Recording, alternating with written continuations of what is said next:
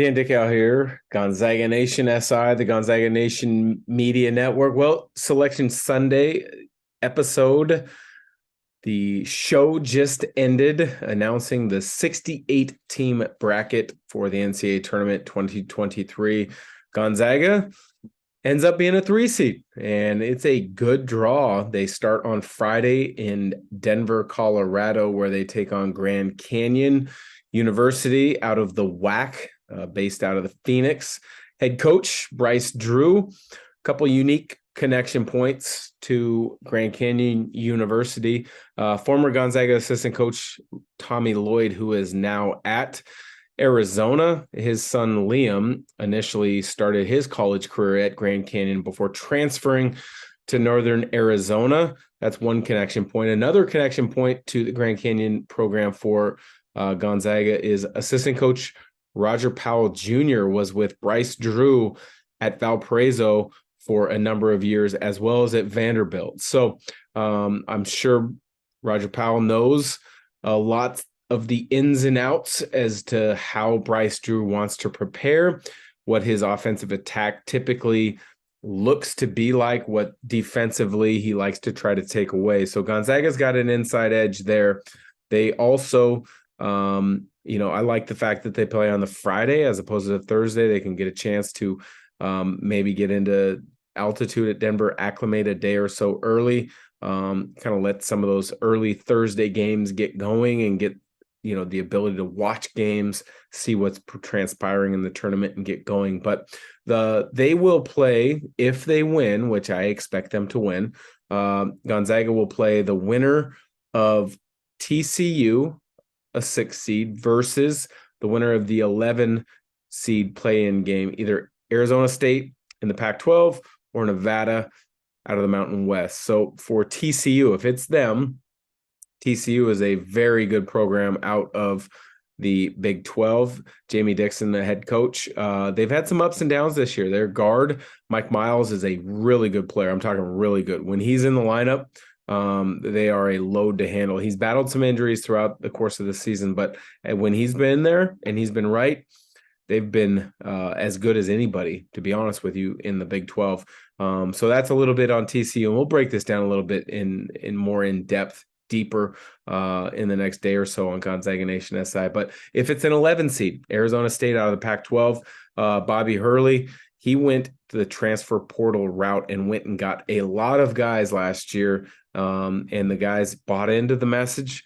They've played extremely well. They've had good guard play throughout the year. Desmond Cambridge Jr. is a player who's been really good. Warren Washington on the interior has been solid.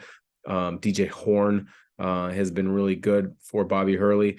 So if it's Arizona State, those are the guys you need to look out for and be prepared for. If it's Nevada, they had a surprising loss in the quarterfinals of the Mountain West tournament to upstart San Jose State. So a little bit of a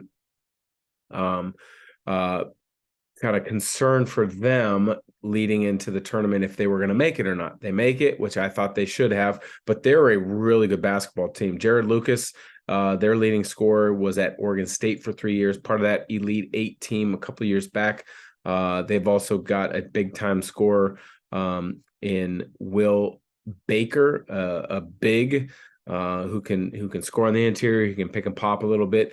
Keenan Blackshear is an all-around versatile two guard who can play an occasional some minutes at the one, somebody to be concerned with. But all in all, I like this draw for Gonzaga. I do. I think when you look at it, Grand Canyon is a winnable game, and then if they were to match up with either TCU, Arizona State, or Nevada, any of those three, that's a winnable basketball game. So Gonzaga could be heading to their 8th consecutive Sweet 16. My quick picks, as I just look briefly, really quickly at the bracket. You get your overall number 1 seed of Alabama. Houston's a 1, Purdue's a 1, Kansas is a 1. My first glance at my Final Four, I've got Marquette coming out of the East. I've got Arizona in the South. I've got Houston in the Midwest. And if all goes to plan, Gonzaga, UCLA The winner of that game to me is who's going to prevail and be in the Final Four out of the West region and knocking off Kansas. So unbelievable opportunity here for Gonzaga. I really like the way the bracket shaped out. They start on Friday against Grand Canyon. The tip time will be announced shortly. So what happens is the bracket is released. CBS and Turner own the broadcast rights. So right now, currently, they're looking at the broadcast, or sorry, they're looking at the bracket. They're looking at the matchups that they like, that they want to spotlight on national TV and or the secondary broadcast networks. So they'll look at those when they want to slot games, how they want to divvy up the announcer schedules, who's going to go where for what site. And then shortly later this evening, Sunday, I'm sure we will see the tip time for Gonzaga on Friday. I would imagine they've got a prime time tip time. Gonzaga's had a primetime tip the last few years.